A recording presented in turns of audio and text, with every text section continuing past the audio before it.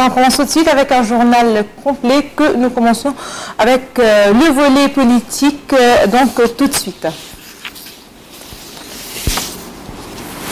Le président Abdel Fattah el-Sisi a reçu aujourd'hui au palais El-Ittihadiyya le président mauritanien Mohamed Ould Abdelaziz qui effectue une visite officielle de 3 jours en Égypte.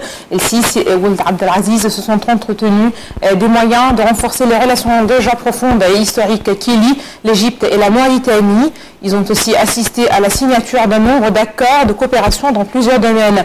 Au cours de la réunion, le chef de l'État a offert au président mauritanien l'ordre du Nil, la plus haute distinction égyptienne. Le président El-Sisi a en outre salué la décision de la Mauritanie d'accueillir le prochain sommet arabe qui aura lieu le 25 juillet et s'est dit prêt de coopérer avec ce pays afin de faire réussir cette réunion. Le président Abdel Fattah el-Sisi s'est également réuni aujourd'hui avec une délégation de sénateurs du Congrès américain, avec à leur tête le sénateur Lindsey Graham. Le ministre des Affaires étrangères Sameh Shoukry et l'ambassadeur des États-Unis au Caire ont assisté à cette réunion tenue au siège de la présidence. Lors de cette rencontre, le président a salué les relations entre les deux pays, appréciant les aides présentées par les Américains et qui contribuent à renforcer les relations bilatérales et à réaliser les intérêts communs. Le président a également indiqué qu'il accorde plus d'importance au partenariat stratégique avec Washington dans le cadre du respect mutuel, surtout au cours des troubles et des perturbations qui secouent la région, menacée certes par le danger du terrorisme. Les sénateurs du Congrès ont pour leur part salué le rôle important que joue l'Égypte pour instaurer la stabilité et la sécurité régionale, ainsi que son rôle primordial à lutter contre le terrorisme et à éradiquer ses racines. La délégation américaine a en outre souligné l'importance de consolider la coopération bilatérale dans les différents domaines, surtout politique, économique et militaire, réalisant ainsi les intérêts des deux peuples.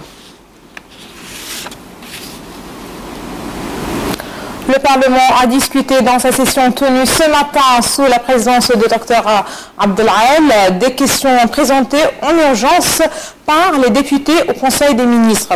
Dr Abdel-Al a indiqué que le Parlement n'a pas encore accordé sa confiance au gouvernement, ce qui rend le fait de discuter ces interrogations inconstitutionnelles. Mais il a cependant affirmé que vu l'importance et l'urgence de ces questions, dont le nombre atteint 250 et qu'ils reflètent les problèmes pressants dont souffrent les citoyens, elles seront présentées au gouvernement par le ministre des Affaires judiciaires du Parlement, Magdi Al-Agheiti.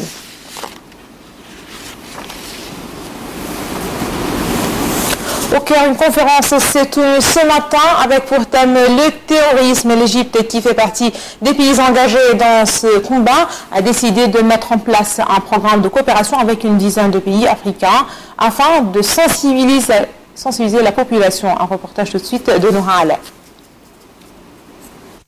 Elles sont une vingtaine de juristes venant de 11 pays africains à suivre ce programme. Celui-ci se présente en plusieurs étapes et il a pour objectif de sensibiliser tous les acteurs de la société civile, en particulier le cercle juridique. Cette initiative vient dans le cadre de notre volonté d'une collaboration durable avec nos pays frères africains. Le thème d'aujourd'hui est celui de la lutte contre le terrorisme. C'est un sujet important et qui de mieux que des hommes de droit pour nous en parler. L'Union africaine avait fait de l'année 2015 l'année de la femme et c'est dans ce cadre-là et dans cette ambition que nous avons voulu mettre la femme à l'honneur et inviter des juristes de pays africains. Plusieurs hauts responsables égyptiens étaient présents tels que le président du Conseil de l'État ainsi que la présidente du Conseil de la femme. Devant eux, les participantes à ce programme ont présenté leurs idées et les domaines sur lesquels elles souhaiteraient travailler. Aujourd'hui, notre participation dans la lutte contre le terrorisme est devenue impérative.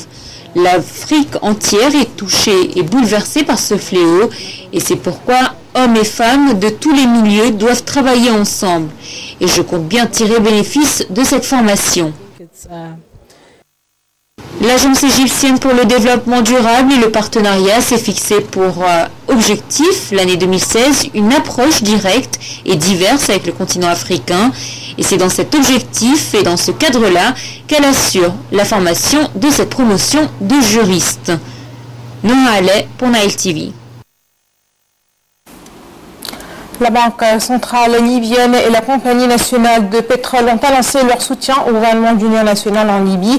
Un nouveau revers pour les autorités non reconnues basées à Tripoli. Ce ralliement de